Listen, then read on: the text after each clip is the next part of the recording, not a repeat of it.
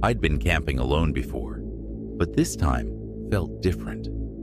The air was too still, and the forest seemed quieter than usual.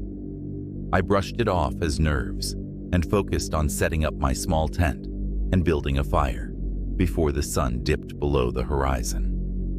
By nightfall, the only sound was the crackling of the fire and the occasional rustle of branches in the distance. The isolation was normally something I found comforting, but that night, it felt oppressive. I sat by the fire for a while, trying to relax, but every time I let my guard down, I felt that prickling sensation, like someone was watching me from the trees. I told myself it was just my mind playing tricks, a side effect of being out here alone. Eventually, I climbed into my tent and settled into my sleeping bag, forcing myself to close my eyes and ignore the unease that was building. Sometime in the middle of the night, I woke up with a start. My eyes snapped open, and I lay there barely breathing, trying to figure out what had woken me. There was no wind, no sound of animals rustling through the leaves, just absolute silence, a thick, stifling quiet that felt wrong. Then outside my tent, I heard it, a soft dragging sound, like something was being pulled slowly through the dirt. I froze, my heart pounding so hard I was sure it was echoing off the thin walls of the tent. The sound was getting closer, inching toward me, and I realized with horror that it was circling my campsite. I lay still, listening, my body rigid, hoping whatever it was would just go away. The dragging noise stopped, and there was a pause, a silence so deep it felt like the entire forest was holding its breath. Then, from directly outside the tent, I heard a soft, high-pitched hum, almost like someone was singing, but just a single wavering note that made my skin crawl. I wanted to peek outside to see who or what was out there, but fear held me back. I lay there, paralyzed, barely daring to breathe. Then I heard a soft, whispering voice, faint and chilling, though I couldn't make out the words. It was low and muttering, like it was speaking to itself, and every instinct screamed at me not to make a sound. But then, against my better judgment, I reached for my flashlight. Hands shaking, I clicked it on, and its small, narrow beam felt almost useless against the vast, dark forest outside. Slowly, I unzipped a tiny section of the tent's front flap and shined the light through the narrow gap. That's when I saw it. Standing just beyond the fire's dying embers was a figure, tall, impossibly thin, and pale as bone. Its skin had an unnatural, sickly white glow, almost luminescent against the darkness. It didn't look human, at least not entirely. Its arms were long, hanging down almost to its knees, and its fingers were impossibly long, tipped with what looked like sharp, thin claws that glinted in the faint light. The figure's head tilted toward me, and my flashlight caught its face, or what passed for a face. Hollow, dark eye sockets stared back at me, empty and lifeless. Its mouth was open, stretched into a disturbing, frozen grin, revealing rows of sharp, jagged teeth. The creature made that humming sound again, tilting its head from side to side, as if trying to see inside the tent. My heart raced, every instinct telling me to run, to scream, but I couldn't move. I couldn't make a sound. All I could do was sit there, clutching my flashlight, hoping it wouldn't come closer.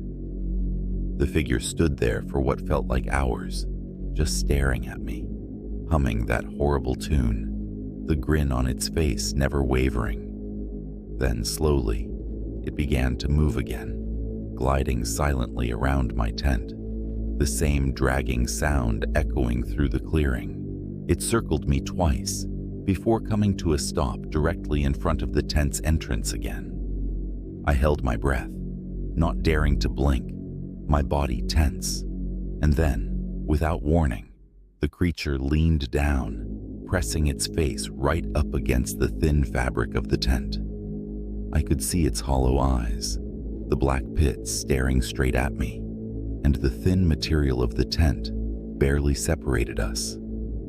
It stayed like that for a moment, its face pressing so close that I could see every detail of its twisted, distorted features. It was so close I could feel its breath, cold and damp, seeping through the fabric, and that low humming filled the air again, vibrating through my entire body.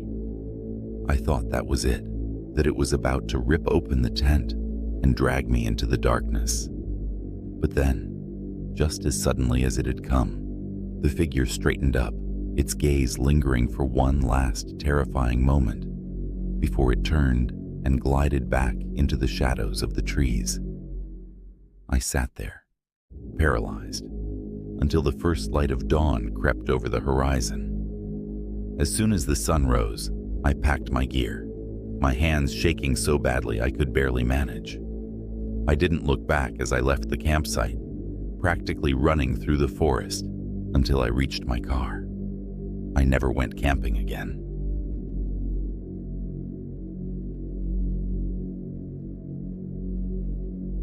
It was a Friday night, and my parents had gone out of town for the weekend. My mom was a little hesitant about leaving me alone, but I insisted I'd be fine. I was 16 after all, and I'd been left alone plenty of times. Besides, it felt kind of exciting to have the house all to myself. Around 11 at night, I was in my room scrolling through my phone, the only light in the room the faint glow of my screen. The house was silent, and the darkness outside made everything feel more isolated, almost like the house itself was floating in some void. I'd always found my room cozy at night, but tonight it felt different, like there was something wrong. I couldn't shake this uneasy feeling, like someone was watching me. I turned on my bedside lamp and looked around, trying to brush off the fear creeping into my mind. My room looked exactly the same. Messy bed, clothes scattered on the floor, my closet slightly ajar. I chuckled at myself, feeling silly. But just as I settled back into bed, I heard it. A faint scraping sound coming from somewhere close. At first, I thought it was coming from outside, maybe a tree branch scratching against the house. But then it came again, louder this time, more deliberate. My stomach twisted, and I sat up slowly, my eyes scanning the room. I stared at the closet. It looked the same as always, but something about it felt off. My eyes drifted to the small square crawlspace door on the back wall of my closet. It was just big enough for someone to crawl through, barely used and usually covered with a stack of boxes. My parents used it for storing old Christmas decorations and winter clothes, but that door had been shut for as long as I could remember. The scraping came again, followed by a faint, almost imperceptible rustling sound. I froze, my eyes locked on the crawlspace door. My heart thumped painfully in my chest as the door slowly began to shift. Just a tiny, slight movement, as if someone on the other side was pressing against it. I couldn't breathe. I sat there, unmoving, my hands clenched into fists. Then in the silence, I heard a low, shuffling sound. It was quiet, but unmistakable. The sound of someone crawling inch by inch on the other side of that door. I wanted to scream, to bolt out of my room, but fear held me captive. I was paralyzed, watching the crawlspace door, waiting for it to move again. And then, as if on cue, I saw it. Pale, dirt-stained fingers curling around the edge of the door, pushing it open just a sliver. In a split second, I grabbed my phone and scrambled backward, barely daring to blink as I watched a hand, then an arm, emerge from the crawlspace. A face, shadowed and expressionless, leaned halfway out, eyes wide and unblinking, staring straight at me. The man's skin was dirty and stretched tight over his cheekbones, and his mouth curled into a slow, sick smile. I gasped and choked on my own breath. Backing up so quickly I tripped and crashed to the floor. The sound startled him, and he paused, his head cocking slightly, as if he was waiting to see what I'd do next. My mind raced, screaming at me to move, to run, but I couldn't tear my eyes away from him. Finally, the spell broke. I scrambled to my feet, bolted out of the room, and ran down the stairs. I grabbed the front door, yanked it open, and sprinted outside, not stopping until I was halfway down the street, my phone in my hand, shaking so badly I could barely dial the police. When the police arrived, they searched every inch of the house. They found signs of someone's recent presence in the crawl space: a filthy blanket, crumpled food wrappers, and even a notebook filled with strange, rambling notes. They said it looked like he'd been living there, hiding in the crawl space for who knows how long. But the worst part? They found a small hole drilled through the wall, just big enough to peer through, pointed directly at my bed.